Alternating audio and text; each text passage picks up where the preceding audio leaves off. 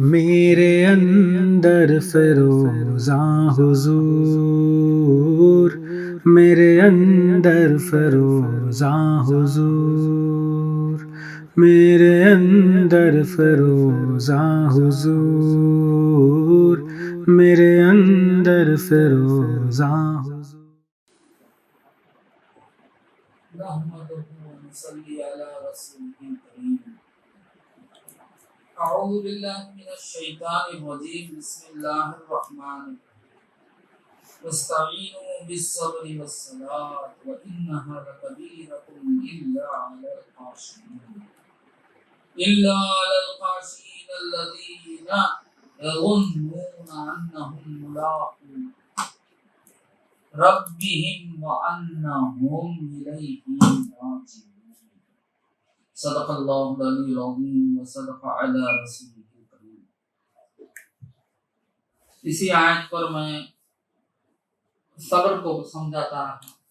वस्तईनु बिस्सब्रि वस्सलात, सलात, नमाज। अल्लाह ताला फरमाता है मदद चाहो नमाज, सब्र से और नमाज से। सब्र के बारे में मैंने कुछ बातें बताई। सलात, अब यहाँ जो अल्लाह ताला ने वस्तईनु बिस्सब्रि वस्सलात कहा है, अब यहाँ जो सलात से मदद मांगना, अब सलात से मदद मांगना ये है कि नमाज से मदद हासिल करो। मदद नमाज से हासिल करना ये है कि 5 वक्त की नमाज की पाबंदी करना। 5 वक्त की नमाज जो है, जो अल्लाह ताला ने हम पर फर्ज किया है, एक दिन में 5 वक्त वो नमाजें, 5 वक्ता नमाजों की पाबंदी करना। और जो नमाजें हाजत के लिए बताई गई हैं, जब कोई हाजत हो, नमाज हाजत है वगैरह वगैरह, जो भी नमाजें बताई गई हैं, उधर की तरफ भी इशारा है कि जब तुम पर कुछ मुसीबत आए या परेशानी आए तो तुम क्या करो, सब्र के साथ और नमाज से मदद चाहो। बात समझ में? नमाज इंसान को क्या करती है, दुनिया से दूर और अल्लाह की तरफ मुतवज्जा करती है। नमाज एक बेहतरीन, बड़ी अजीब इबादत है। ये करती क्या है, आपको दुनिया से रिश्ता नाता तोड़ती है और अल्लाह ताला की तरफ मुतवज्जा कर देती है। अल्लाह की तरफ रुजू हो जाता है इंसान नमाज में, अल्लाह ताला के रूबरू हो जाता है इंसान नमाज की हालत में, और दुनियावी परेशानी और मसाइल से कट जाता है। उस रब की तरफ रुजू हो जाता है जो रब हकीकत में जो भी परेशानी आयद हुई है, नाजिल हुई है, उन परेशानियों का हल उसी के पास है। परेशानियों का हल उसी के पास है, वही उन परेशानियों को दूर कर सकता है। बात समझ में? तो उस रब की तरफ रुजू हो जाता है इंसान, यानी परेशानी से घबराता नहीं, बल्कि परेशानी को दूर करने वाले की तरफ रुजू हो जाता है। जिस तरह एक बीमारी आती है तो सब इंसानों का एक तरीका ये है कि बीमारी आते ही फौरन तबीब की तरफ रुजू हो जाते हैं, डॉक्टर्स की तरफ रुजू हो जाते हैं। जब डॉक्टर की तरफ रुजू होते हैं तो एक इत्मीनान उसे हासिल हो जाता है कि मैं अब इस बीमारी से दूर हो जाऊंगा। हालांकि यकीन नहीं है, क्योंकि डॉक्टर तबीब का तिब फेल हो सकता है, फेल हो सकता है, उसकी दवा फेल हो जा सकती है, उसका इलाज फेल हो जा सकता है। उसके बावजूद भी चूंकि वो बीमारियों को समझने वाला माना जाता है और बीमारी को दूर करने का उसके पास तरीका होता है, इस बात को नजर करते हुए एक इत्मीनान महसूस करता है बंदा कि अब मैं अच्छा हो जाऊंगा, क्योंकि मैं डॉक्टर के पास पहुंच गया हूं, मैं तबीब के पास पहुंच गया हूं, अब मुझे इस बीमारी से, ये डॉक्टर के इलाज ने मुझे इस बीमारी से दूर कर देगा। यकीन कामिल नहीं, फिर भी एक यकीन, समझ में आया? उस छोटी सी यकीन पर आदमी को एक तसल्ली हो जाती है, एक राहत मिलती है। अल्लाह ताला जो सारे मसाइल का हल है, हर परेशानी की दवा है, अल्लाह ताला, अल्लाह ही है हर परेशानी को दूर करने वाला, हर बीमारी को दूर करने वाला, हर मुसीबत को हटाने वाला। उसकी तरफ जब बंदा रुजू होता है तो अब उसे कितना भी इत्मीनान हासिल होना चाहिए, कितना भी इत्मीनान मिलना है। तो अब यहां ईमान परखा जाता है कि तुम्हारे अंदर कितना ईमान है। जब एक परेशानी आती है, एक मुसीबत आती है, तो बंदा मोमिन को चाहिए कि वो अपने रब की तरफ रुजू हो जाए, अपने मौला की तरफ रुजू हो जाए, अपने अल्लाह की तरफ रुजू हो जाए। यकीन के साथ डॉक्टर की तरफ रुजू होना भी उतना यकीन नहीं है, मगर अल्लाह की तरफ रुजू होने में पूरा यकीन होना चाहिए, क्योंकि अल्लाह ही हर मसले का हल है, अल्लाह ही हर मुसीबत को टाल सकता है। अल्लाह के सिवा कोई मुसीबत को टाल नहीं सकता, कोई दवा, कोई इलाज, शिफा नहीं दे सकती जब तक कि अल्लाह का हुक्म ना हो जाए। बात समझ में आई? तो मालूम हुआ ये नमाज जो है अल्लाह के तरफ मुतवज्जा करती है, अल्लाह ताला की तरफ मुतवज्जा करती है, तवज्जो अल्लाह की तरफ। ये नमाज, ये इबादत नमाज जो है, ये क्या करती है? अल्लाह की तरफ तवज्जो कराती है, दुनिया से कटाती है, परेशानियों से कटाती है, और परेशानियों को, मुसीबतों को हकीकत में दूर करने वाला जो है रब, उस रब की तरफ मुतवज्जा करा देती है ये नमाज। बात समझ में? ये नमाज क्या करती है? मुतवज्जा करती है। इसीलिए जब नमाज में आदमी खड़ा हो जाता है, नमाज आदमी इख्तियार कर लेता है, तो अब उस नमाज की बरकत से तमाम मुश्किलें दिल से फरामोश हो जाती हैं, दिल से निकल जाती हैं। नमाज पढ़ो तो ऐसी पढ़ो, नमाज पढ़ो तो ऐसी पढ़ो, नमाज में जब खड़े हो तो ऐसे खड़े हो जाओ कि तुम सबसे कट जाओ, अपने रब से लग जाओ। नमाज हो तो ऐसी, सबसे कट जाना, अपने रब से क्या हो जाना? जुट जाना। तफसीर अजीजी में ये बयान है कि जब नबी करीम सल्लल्लाहु अलैहि वसल्लम के घर में फाखा होता था, जानते हो फाखा, गिजा का न मिलना, जिसे फाखा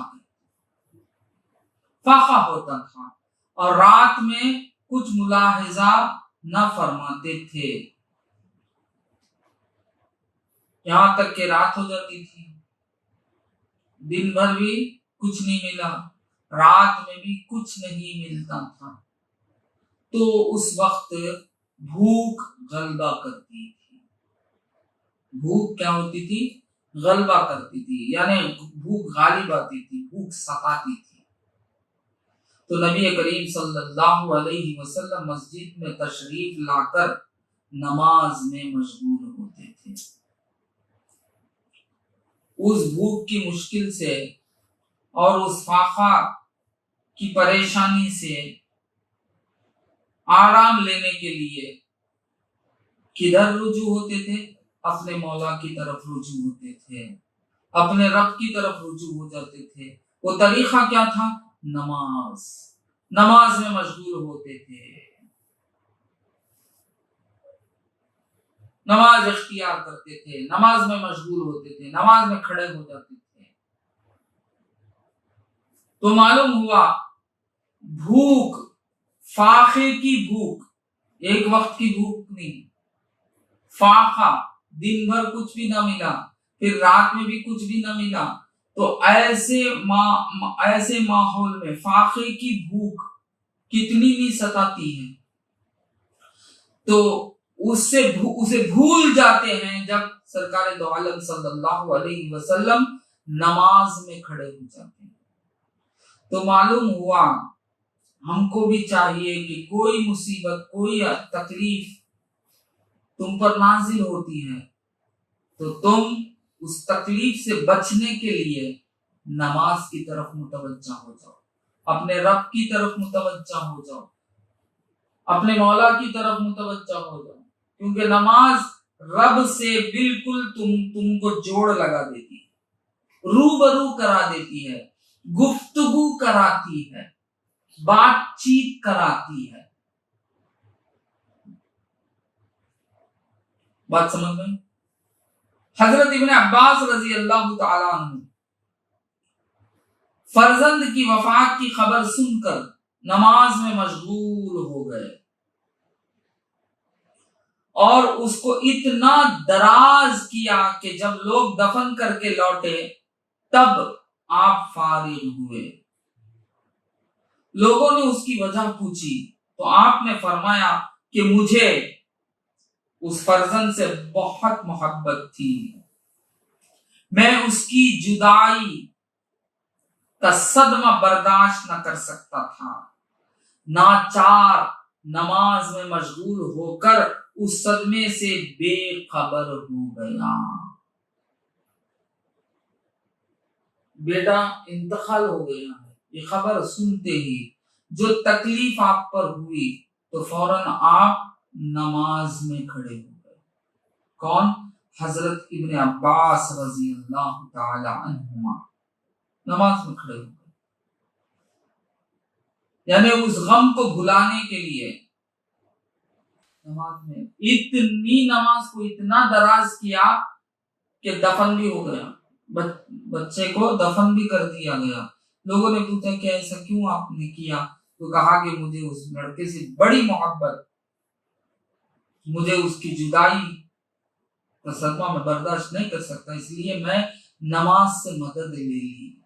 उस सदमे को बर्दाश्त नहीं कर सकता था, इसलिए मैं नमाज से मदद ले ली, नमाज में मशगूल हो गया।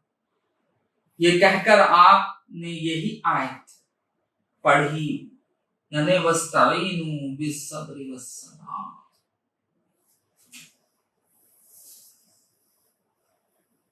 तो इससे मालूम हुआ कि पहले सब्र इख्तियार करो किसी मुसीबत के नाजिल होने पर।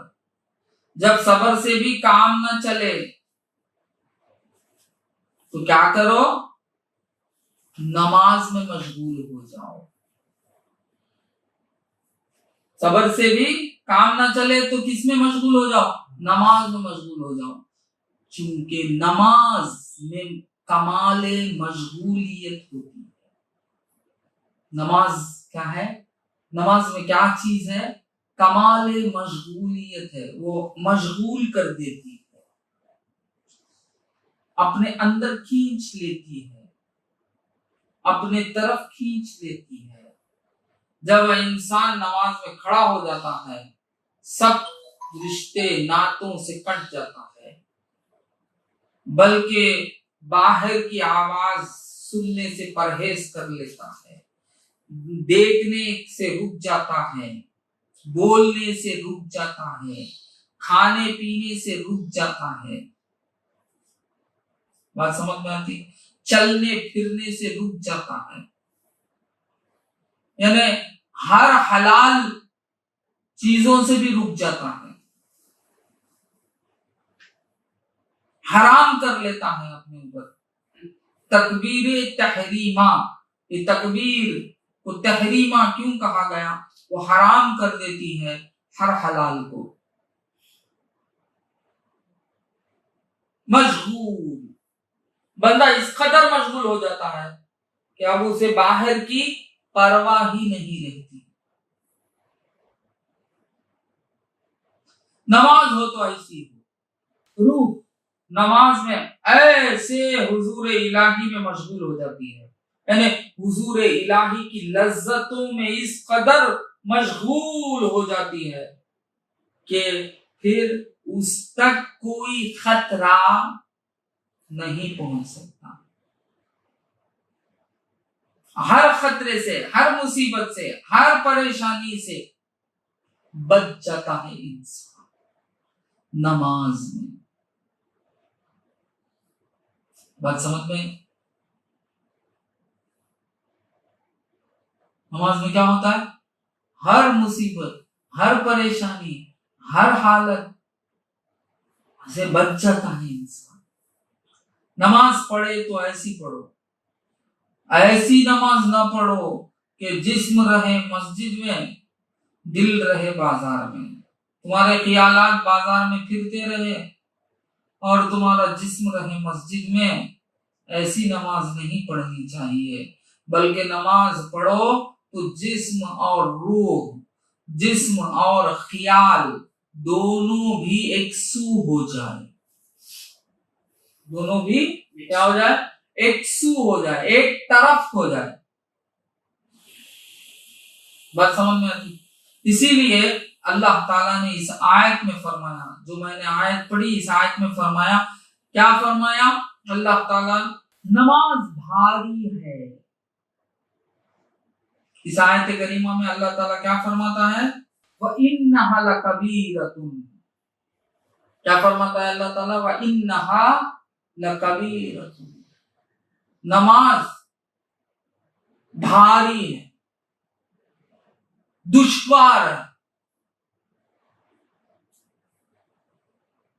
खुद परवरदिगार फरमा दिया,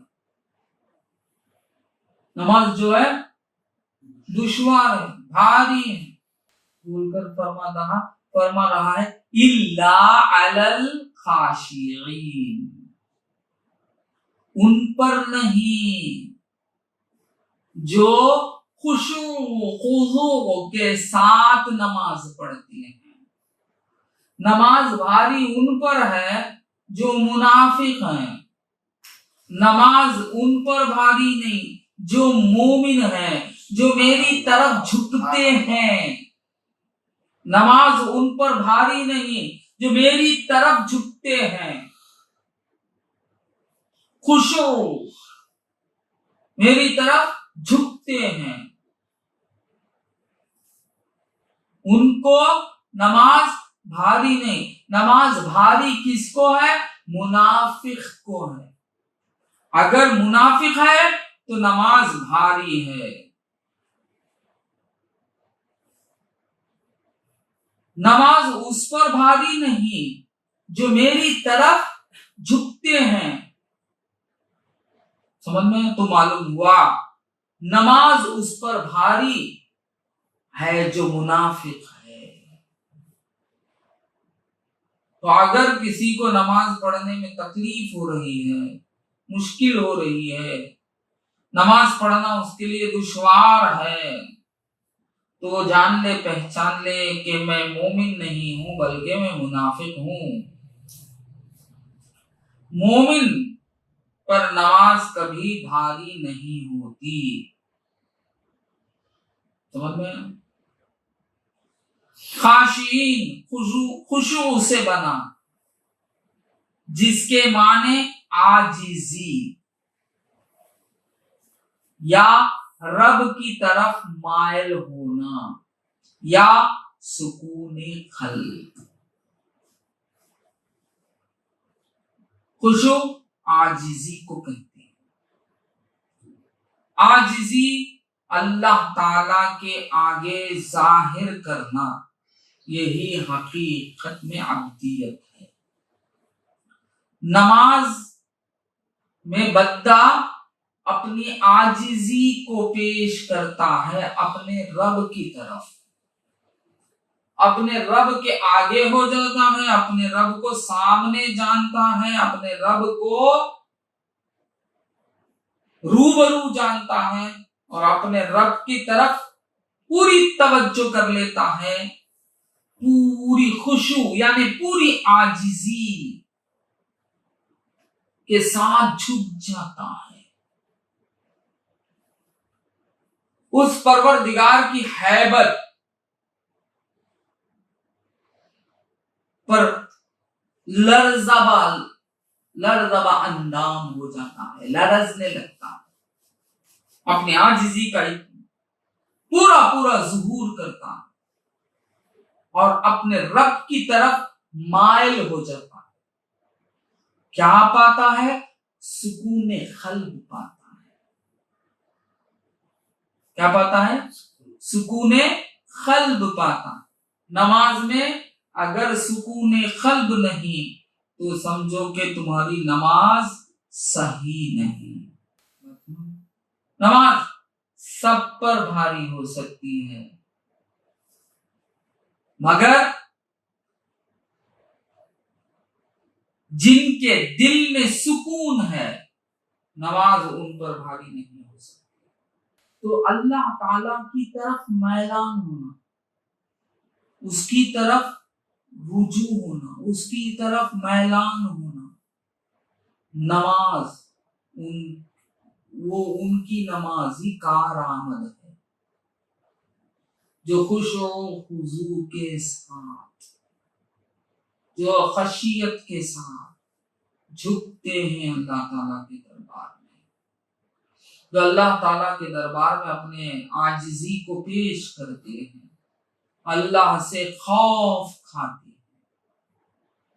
और अल्लाह की तरफ इतना रुजू हो जाते हैं कि अब उनका जिस्म की हकीकत से भी वो वाकिफ नहीं रहते कि वो कहाँ हैं, वो किधर हैं। बाहर तो बाहर, आफाक तो आफाक, अनफुस से भी लापता हो जाते हैं। ऐसी नमाज पढ़ने वालों ने नमाज पढ़ी। हमको भी चाहिए, कोशिश करें कि हम वैसी नमाज, नमाज में बेजारी लेकर नमाज ना पढ़ें, बेजारी लेकर नमाज ना पढ़ें, बेजार होकर नमाज ना पढ़ें, एक बोझ जानकर नमाज अदा ना करें। नमाज बोझ नहीं, नमाज तुम्हारे हर मामलात की हल है। नमाज तुम्हें अपने रब से कांटेक्ट करा देती है। इससे बढ़कर क्या चीज है? बात समझ में?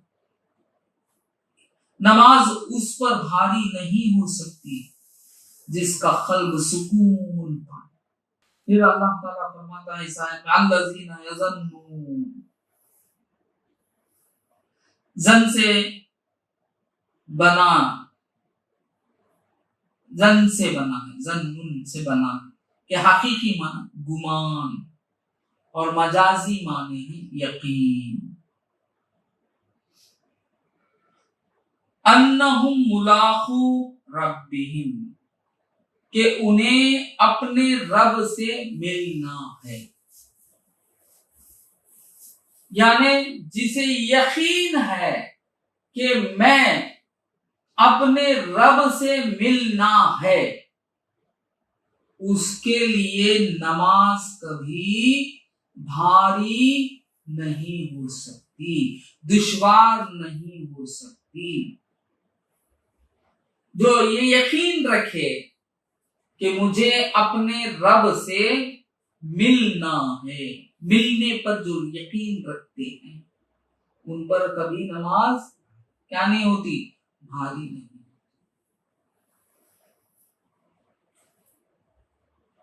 या तो क़ियामत में रब से मिलेंगे,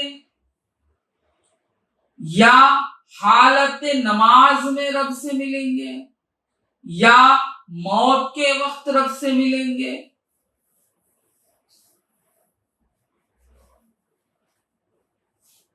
जो भी तुम्हें समझ है, जैसी भी तुम्हें समझ है, उस पर जब यकीन है कि मैं रब से मिलूंगा, या तो क़ियामत में मिलूंगा, या हालत नमाज में मिलूंगा, या मरते वक्त मिलूंगा, मुझे तो मेरे रब से मिलना ही है, मैं मिलकर रहूंगा, मुझे मिलना ही है, मुझे उसका सामना करना ही है। जिसके दिल में ये बात यकीन कर जाए, उसके लिए नमाज कभी भारी नहीं होती, दुश्वार नहीं होती। बात समझ में आई? जिसके पास ये ईमान नहीं है कि मरने के बाद फिर उठने का ईमान नहीं है, क़ियामत का ईमान नहीं है, मौला के दरबार में हाजिर होने का ईमान नहीं है, उसके लिए तो नमाज बेकार है, वही तो मुनाफिक है। उसके लिए नमाज क्या है, बेकार है, वही तो मुनाफिक है। बात समझ में?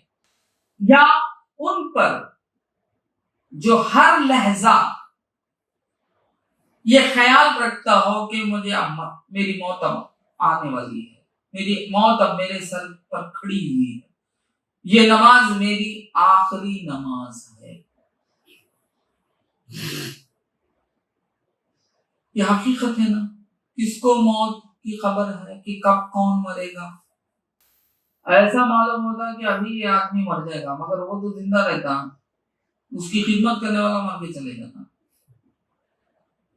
कई जगह होता है,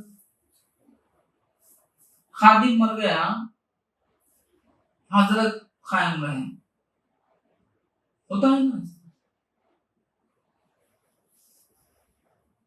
कई दफा कई जगह आप देख सकते हैं कि ऐसा मालूम होता है कि अभी अभी मौत आने वाली है, मगर वो साल हर साल जिंदा रहता, सोचने वाला मर जाता। तो ये बात सही है, हक है कि हमको नहीं पता कि हमारी मौत कब है, तो हमें ये जानकर ही नमाज पढ़ना कि नमाज मेरी आखिरी है। जो शख्स, वो खासकर ईमान वाला शख्स, जिसके दिल में ये बात आ जाए कि ये मेरी आखिरी नमाज है, अब वो कैसे नमाज पढ़ेगा?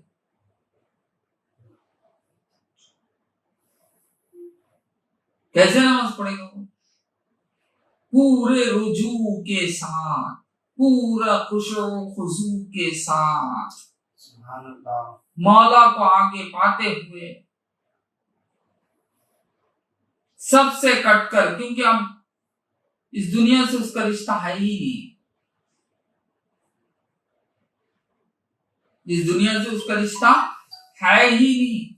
अब तो इसका रिश्ता उधर जुड़ना है, उधर से जुड़ाने वाली चीज है नमाज, आखिरत से जुड़ाने वाली चीज है नमाज, इस दुनिया से आखिरत की तरफ रुजू कराने वाली है नमाज। नमाज मामूली चीज नहीं है। अल्लाह का बड़ा करम है, रहम है। 5-10 लाजे की होती है मगर बहुत बड़ी ताकत रखती है। मगर वो 5-10 लाजे की नमाज ही हमारे ऊपर बहुत गिरा गुजरती है, बहुत दुश्वार गुजरती है। हजारों बार ताकीद करना पड़ता है, करने के बावजूद बच्चा भी भागता है, लड़का भी भागता है, जवान भी भागता है, बूढ़ा भी भागता है। रोजा रखने के लिए तो आगे आ जाते बहुत सारे लोग, रोजे की पाबंदी बाकायदा करने लगते रमजान के महीने में बहुत सारे लोग, मगर नमाज की पाबंदी करने से बहुत दूर जाते। नमाज कोई परेशानी की चीज ही नहीं है बाबा, जरा सोचेंगे कुछ भी नहीं है, वो बहुत आसान चीज है। और नमाज बहुत छोटे वक्त में बहुत बड़ा इनाम अता करती है। नमाज तुम्हारे जिंदगी के हर अदा से इबादत का ज़ुहूर होना,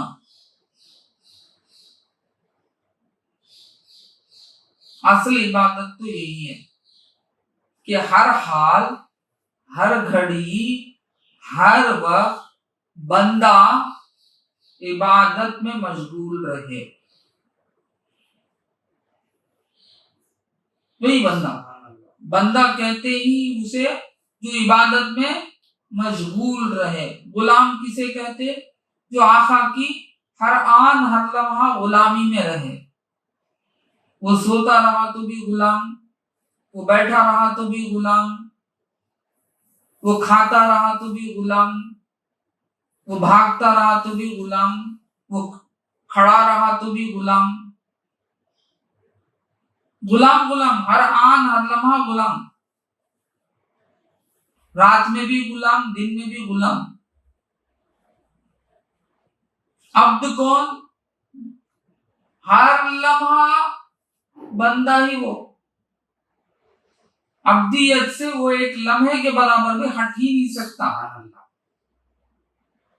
हट ही नहीं सकता। हर लम्हा, रात में भी बंदा, दिन में भी बंदा, हर घड़ी बंदा, सोता रहा तो भी बंदा, खाता रहा तो भी बंदा, पीता रहा तो भी बंदा, चलता रहा तो भी बंदा, खड़ा रहा तो भी बंदा, बैठा रहा तो भी बंदा। एक लम्हे के लिए भी वो अब्दियत से दूर नहीं हो सकता बंदा। अब इबादत का एक ज़ुहूर है, एक अमल है। ये तो है बंदा, हर आन हर लम्हा बंदा बंदा ही है, वो अब्दियत से कभी खारिज हो ही नहीं सकता। फिर एक उसूल है, वो है एक ज़ुहूर, अमल जिसे कहते, करके दिखाना। बात समझ में? तो अब जिंदगी का हर पहलू तुम्हारा, जिंदगी का हर पहलू तुम्हारा, उसको जिस्ट करके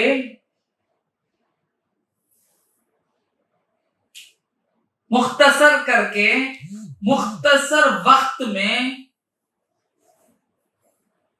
अल्लाह की इबादत का ज़ुहूर कर देना। वो कौन सी इबादत है जिसमें हर मामला एक जगह जमा हो जाता है? हर किस्म की इबादत एक जगह जमा हो जाती है, कम से कम वक्त में, कम से कम वक्त में पूरे तरीके इबादत एक जगह जमा हो जाती है, कम वक्त में। वो है अस्सलात नमाज, तकबीर भी इबादत है, तहमीद भी इबादत है, तस्बीह भी इबादत है, कलाम पाक की तिलावत भी इबादत है। बात समझ में?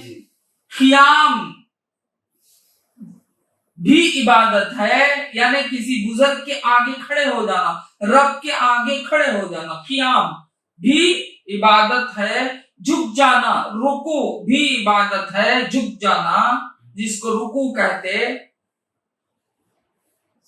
अपने सर को नीचे डाल देना, अपने आप को रब के आगे जलील आया करना, जिसे सजदा कहते, वो भी इबादत है। अलग अलग इबादत है, अलग अलग है।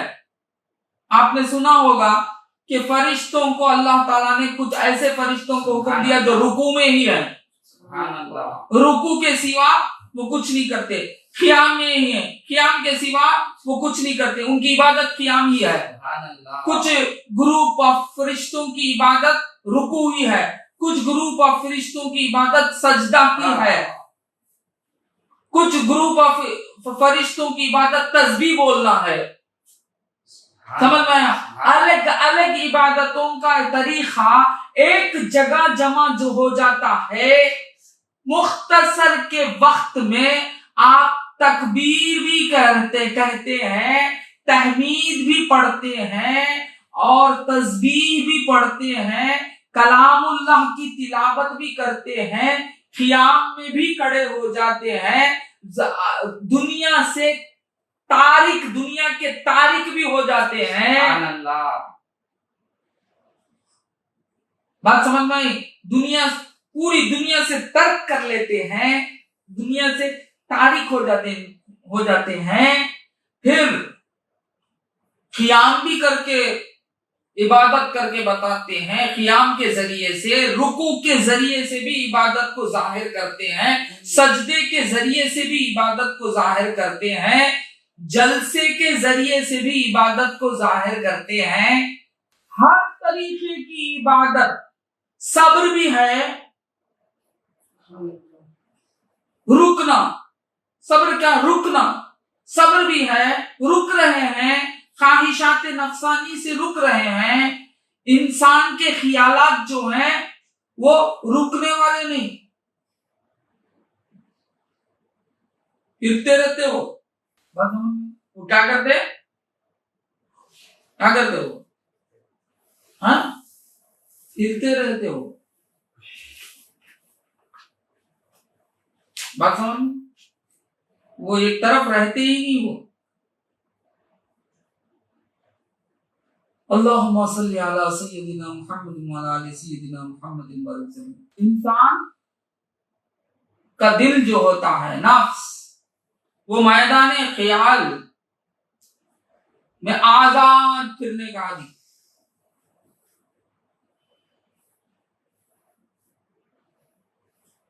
ख्याल के मैदान में आजाद फिरना, उसका आदि हो। उसे रुको बोले तो कहां से रुकता हो? अब इस ख्यालात का ताबे कौन है? ये अज्जा। तुम्हारे ख्यालात के ताबे में तुम्हारे अज्जा, तुम्हारे ख्यालात ही हुक्म करते हैं, हाथ उठाओ, ख्याल आते ही हाथ उठाए, छोड़े, यानी पूरे अज्जा जो हैं तुम्हारे ख्याल के ताबे। आजा जो है तुम्हारे ख्याल के ताबे। इस आजा को रोक लेना, इस आजा को रोक लेना, इस आजा को रोक लेना, क्योंकि ये तुम्हारे इख्तियार में है। ये तुम्हारे किसमें है? इख्तियार में है। इस आजा को रोक लेते हैं तो अब वो ख्याल जो मैदान में फिर रहा है इधर उधर, वो अब हुक्म करता है तो आजा काम नहीं करते हैं तो उसे दुश्वारी पहुंचती है, तकलीफ होती है। असल में यही तकलीफ बर्दाश्त नहीं करते, नमाज से दूर भागते। अगर उस नफ्स को, क्योंकि नफ्स देखिए दो काम एक वक्त नहीं करता, दो काम एक वक्त नफ्स नहीं करता, एक वक्त में एक तरफ ही रुजू हो सकता तुम्हारा नफ्स। अगर इस नफ्स को तुम कंट्रोल करना है, तुम आज़ा को कंट्रोल कर लो तो खुद ब खुद नफ्स मजबूर हो जाएगा और आदी हो जाएगा। बात समझ में? जब आदत हो जाती है नफ्स को कि अल्लाह की याद में लग जाए तो वो नफ्स से अम्मारा नहीं रहता, बल्कि नफ्स मुतमइन्ना की तरफ परवास करता। सुभान अल्लाह। बात समझ में आई? और आपको अब नमाज पढ़ने में आसानी हो जाएगी, खुशू आ जाएगा, खुजू आ जाएगा। और ये नमाज क्या है? मैं यहां था। ये नमाज क्या है? ये नमाज हर इबादत को एक जमा दी, जिसमें तकबीर है, तहमीद है, तस्बीह है और कलामुल्लाह की तिलावत है। खाली वहां तक खत्म नहीं हुई, फिर कायदे पे बिठाती है नमाज और रसूल को वसीला बनाती है। वाक़े मेराज, यानी मेराज के वक्त जो अल्लाह के महबूब और अल्लाह ताला में गुफ्तगू हुई, उसे बंदा पढ़ के सुनाता है। क्यों सुना रहा है? वो वाक़े को क्यों याद दिला रहा है? क्या जरूरी है? वसीला बना रहा है अपने रसूल का, अपने रसूल को वसीला बना रहा है कि मौला मैंने तो हर तरह से इबादत की, जैसी इबादत करनी थी वैसी तो नहीं कर पाया, तेरे लायक मैं इबादत कर नहीं पाया, मेरे हैसियत के हिसाब से मैंने तकबीर भी कही, तहमीद भी कही, तस्बीह भी कही, कलाम की भी तिलावत की, रुकू भी किया, सजदा भी किया, मगर उसके बावजूद तेरा जो रुतबा है उसके लायक इबादत नहीं हुई, तो मैं अब अपने हबीब को तेरे और मेरे दरमियान में लाता हूं। यह है अत्तहियात।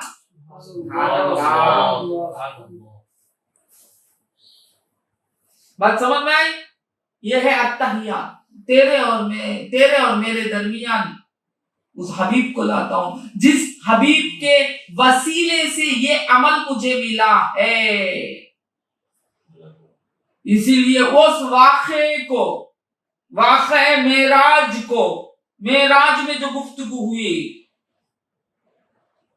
मेराज में जो बात हुई अल्लाह और उसके रसूल के दरमियान, उसको सामने लाते हैं, फिर गवाही देते हैं। गवाही, कलेमा भी आ गया, नमाज में कलेमा भी आ गया, गवाही देते हैं, कलेमा भी आ गया। एक नमाज, कलेमा भी आ गया, रोजा भी आ गया, सब आ गया उसके अंदर। जिंदगी का हर पहलू, खड़े होना जिंदगी का एक पहलू, उससे इबादत जाहिर कर दी है, झुकना उससे इबादत जाहिर कर दी है, गिर जाना उससे इबादत जाहिर कर दी है, बैठना उससे इबादत जाहिर कर दी है। जिस अंदाज से तुम इबादत कर सकते, वो पूरे अंदाज को का मजमुए का नाम है नमाज। फिर हबीब पाक सल्लल्लाहु अलैहि वसल्लम पर दरूद भेजते। क्यों भेज रहे हैं?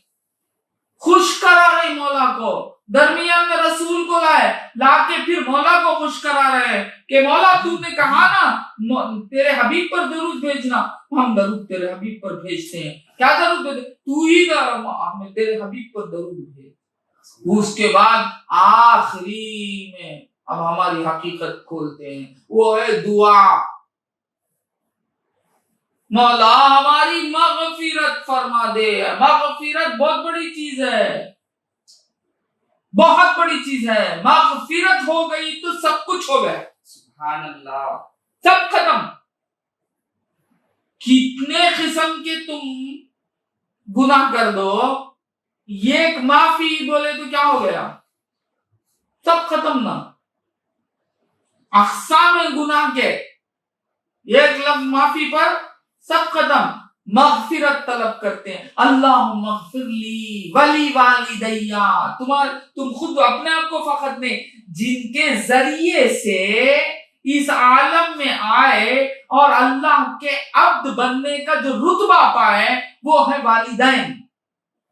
सबसे पहला रिश्ता जो अल्लाह से तुमको जोड़ता है, जो वसीला बनता है, वो रिश्ता, वो वसीला, वो कौन है? वालिदैन। तो वालिदैन को लाते हैं। फिर उस्ताद, जो रुतबा बताया है तेरा, तेरे हकीकत को जो अयां किया है, जो बुलंदी की तरफ मुझे ले गया है, जो मुझे इस अमल पर कायम किया है।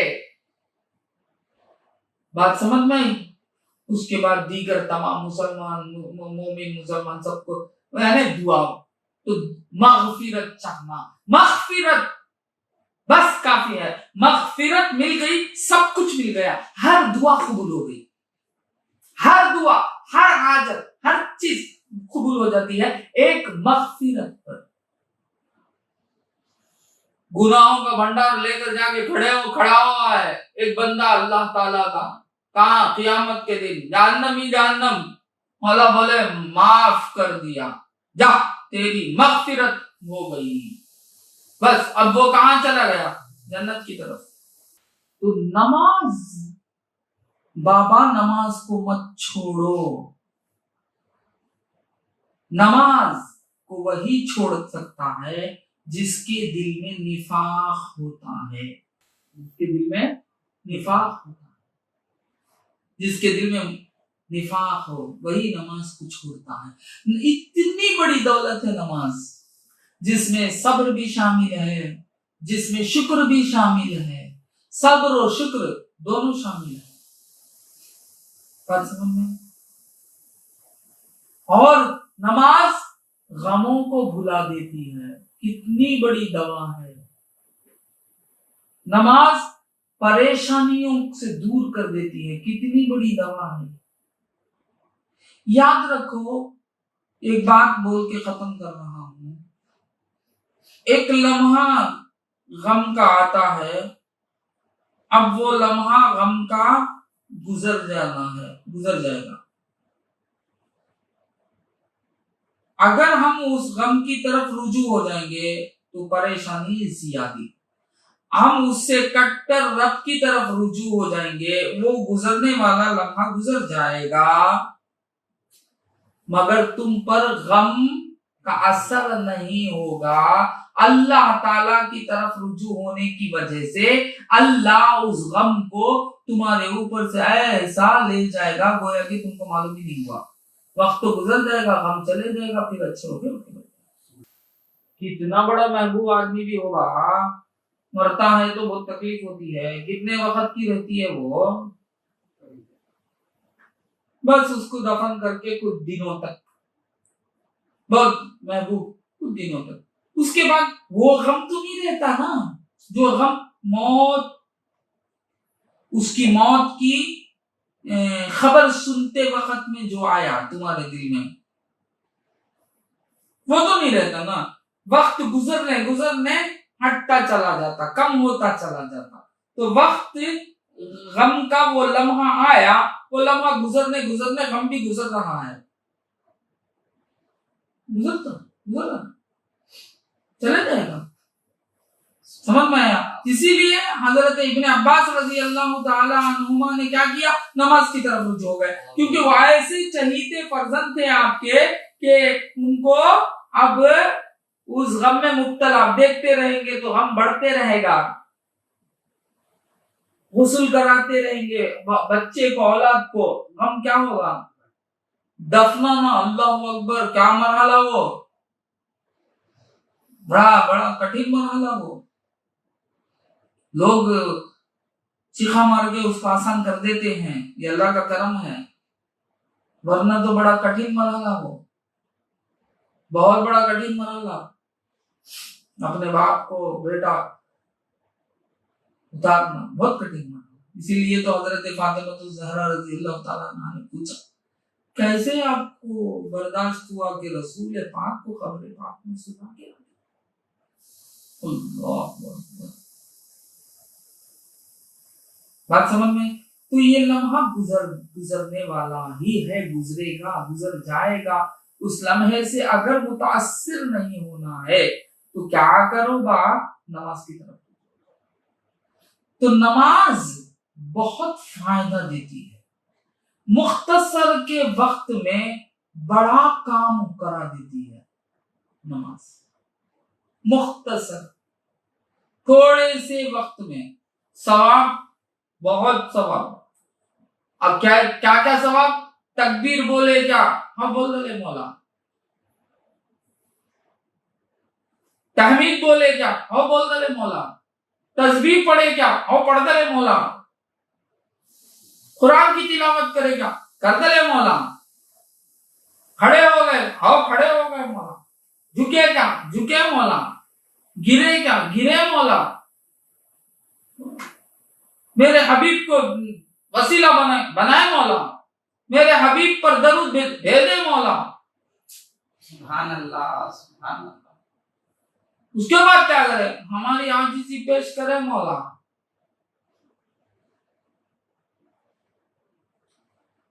हर चीज आ गई, मौला जो भी पूछे हम करें मौला।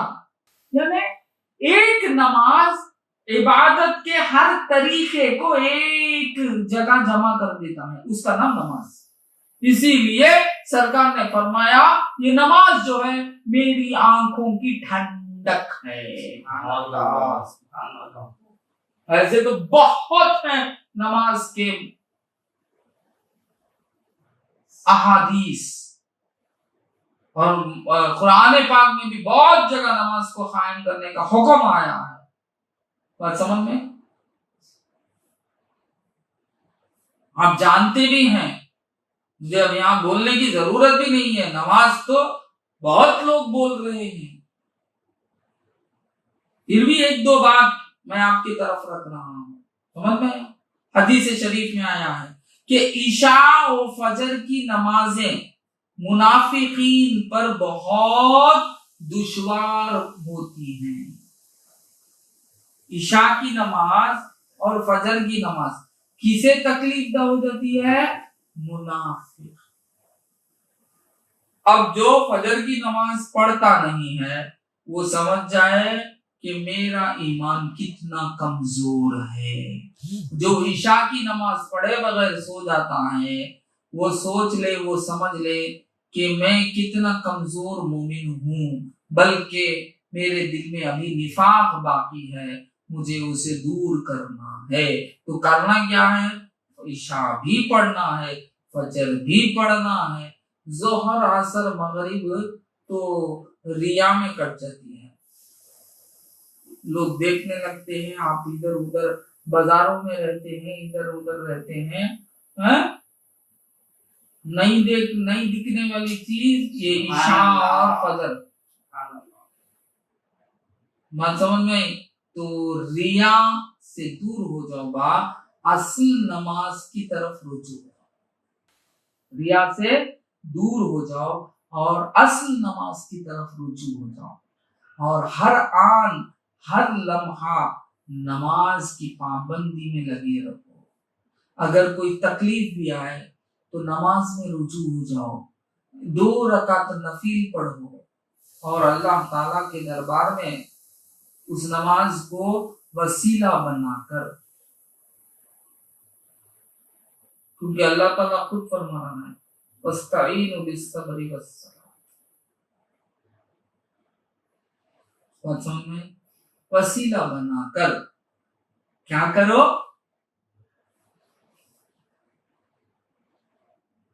अल्लाह से दुआ मांगो, अल्लाह ताला जरूर बजरूर पूरा करेगा, तुम्हारी हाजत रवाई करेगा। और फिर आखिर में इस आयत करीमा का आखिरी हिस्सा जो है वो क्या है, वअन्नहुम इलैहि राजिऊन, यानी अल्लाह से जरूर मिलना है। ये यकीन रखो कि तुम अल्लाह से मिलना है, बल्कि ये जानो कि अल्लाह से तुम मिले हुए हो। अल्लाह से तुम मिले हुए हो। अल्लाह की मदद के बगैर ना सब्र कर सकते हो, ना नमाज पढ़ सकते हो। अल्लाह ताला के मदद के बगैर ना क्या नहीं कर सकते, ना सबर नहीं, सब साबिर भी बन नहीं सकते, नमाजी भी बन नहीं सकते। साबिर बनना है तो भी अल्लाह ताला की मदद चाहिए, और नमाजी भी बनना है तो अल्लाह ताला की मदद चाहिए। बात समझ में आई? तो इस आयत में अल्लाह ताला फरमा रहा है वस्तईनु बिस्सब्री वस्सलात, और एक जगह अल्लाह ताला फरमाता है या अय्युहल्लज़ीना आमनुस्तईनु बिस्सब्री वस्सलात, ए ईमान वालों को पुकार कर कह रहा है क्या करो, न सब्र से, नमाज से मदद चाहो। तो एक सब्र इख्तियार करना, नमाज पढ़ना, ये भी मदद चाहना है। दूसरा आगे आप इबादत करे हैं जिसमें सब्र है और नमाज पढ़े हैं, तो उन अमाल को अल्लाह के दरबार में वसीला बनाओ। जिस तरह एक वाकया है, सरकार दो आलम सल्लल्लाहु अलैहि वसल्लम ने फरमाया था कि बनी इस्राइल के कुछ लोग कहीं जा रहे थे, रास्ते में तूफान आ गया। अब वो लोग बारिश और तूफान से बचने के लिए एक गार में जाके छुप गए। थोड़ी ही देर हवा के जोर से एक चट्टान आया और दाना बंद हो गया।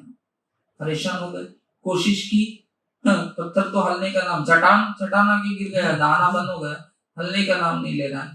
तो अब क्या करने लगे, दुआ करने लगे, अल्लाह की तरफ रुजू हुए और एक एक अपने अपने नेक आमाल को वसीला बना के अल्लाह की तरफ दुआ किया।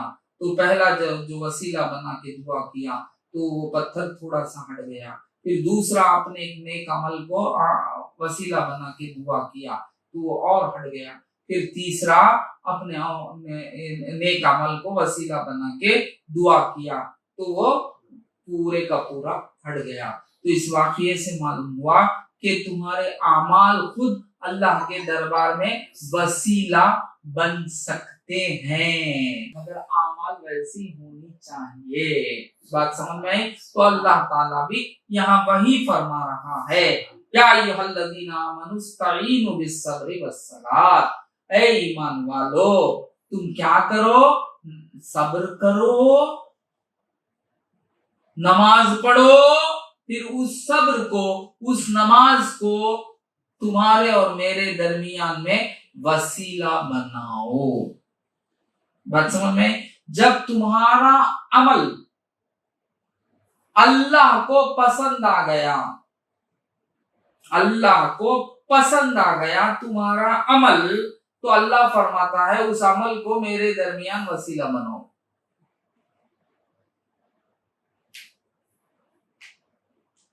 बात समझ में? मेरे दरमियान वसीला बनाओ। अल्लाह को तुम्हारा अमल पसंद आ गया,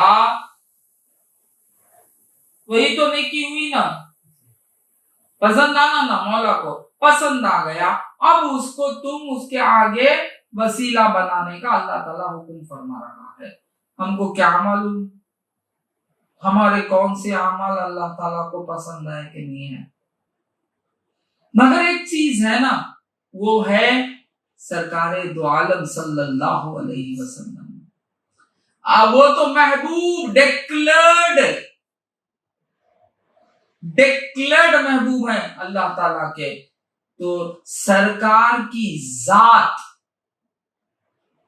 को वसीला बना लेंगे तो सबसे बेहतर वसीला होगा, सबसे बेहतर वसीला होगा, क्योंकि सरकार की जात ही कबूलियत है। बात समझ में? सरकार की हर हरकत काबिल कबूल यानी कबूलियत है। सरकार दो आलम सल्लल्लाहु अलैहि वसल्लम अल्लाह के महबूब हैं, तो जाते रसूल अल्लाह को आगे ला ले, बहुत बड़ा वसीला है। या औलिया जो महबूबो मारूफ बंदे हैं, जो अल्लाह ताला के लोगों को बता चुका है कि ये मेरा दोस्त है, ये मेरा दोस्त है, ऐसे महबूब बंदे औलिया इकराम जिनको कहते हैं, गौसुस सखलैन रज़ी अल्लाह ताला अन्हु, ख्वाजा मोइनुद्दीन चिश्ती संजरी रहमतुल्लाह अलैह, सरकार फकीर नवाज रहमतुल्लाह अलैह वगैरह वगैरह जितने हैं। बात समझ में आई? ये इन औलियाओं को वसीला बनाना अफजल है, तुम्हारे आमाल से अफजल है। तुम्हारे आमाल को वसीला बनाने से अफजल वसीला कौन है? औलिया इकराम हैं और अनबिया इकराम हैं, मुहम्मदुर रसूलुल्लाह सल्लल्लाहु अलैहि वसल्लम है। जब तुम अपने आमाल को अल्लाह ताला के आगे वसीला बना सकते हैं, खुद अल्लाह हुक्म फरमाता है, तो अब वली को वसीला बनाने को है शिर्क कहना, ये बेवकूफी है। जब तुम अपने आमाल से मदद चाह सकते हो, अपने आमाल से मदद चाह सकते हो, सब्र से और सलात से मदद चाह सकते हो, तो क्यों नहीं औलिया से मदद चाहना। औलिया की तो पूरी जात सब्र और सलात ही तो है, उससे हटकर क्या है? यहाँ अल्लाह ताला ये नहीं कहा, तुम अपने नहीं कहा, सब्र से सलात से मदद चाहो। बात समझ में? सब्र से सलात से मदद चाहो, ये नहीं कहा कि तुम अपने, नहीं कहा, सब्र से और सलात से मदद चाहो। औलिया कौन? सब्र ही सब्र, सलात ही सलात। तो औलिया यानी जिनका सब्र काबिल कबूल हो गया हो, जिनकी सलात काबिल कबूल हो गई हो, उस जात का नाम फकीर नवाज रहमतुल्लाह अलैह। सुभान अल्लाह, सुभान अल्लाह। बात समझ में आती? उस जात का नाम ख्वाजा मोइनुद्दीन चिश्ती संजरी रहमतुल्लाह अलैह। उस जात का नाम गौसुस सखलैन रज़ी अल्लाह ताला अन्हु। बात समझ में आती? यानी जितने भी औलिया इकराम हैं वो क्या है? सब्र और सलात। जो अल्लाह ताला जिनकी सब्र और जिनके सलात को कबूल कर लिया, अल्लाह ताला उनको ही विलायत के दर्जे में शामिल किया। बात समझ में आई? जो वली कौन हो सकता? जिसका सब्र और जिसकी सलात कबूल हो गई हो अल्लाह के दरबार में। बात समझ में आई? अब हम जिस जात का भी नाम लें, वो जात की हकीकत क्या है? सब्र और सलात। तो अल्लाह के हुक्म के हम खिलाफ नहीं जा रहे हैं, बल्कि अल्लाह के हुक्म के ताबे बाकायदा इत्तबा कर रहे हैं, अल्लाह का हुक्म मान रहे हैं। अगर कोई शख्स किसी वली को वसीला बना रहा है तो वो इस आयत पर अमल कर रहा है। किसी नबी को वो वसीला बना रहा है, इस आयत पर अमल कर रहा है, सरकार दो आलम सल्लल्लाहु अलैहि वसल्लम को वसीला बना रहा है, तो वो इस आयत पर अमल कर रहा है। समझ में आया? जो इस आयत पर अमल करेगा उसके बारे में अल्लाह ताला क्या फरमा रहा है? इन्नल्लाह मअस साबिरीन, मेरे ऐसे सबर करने वाले, मैं तेरे साथ हो जाता हूँ। व आखिरु दावाना अनिल हम्दुलिल्लाहि रब्बिल आलमीन।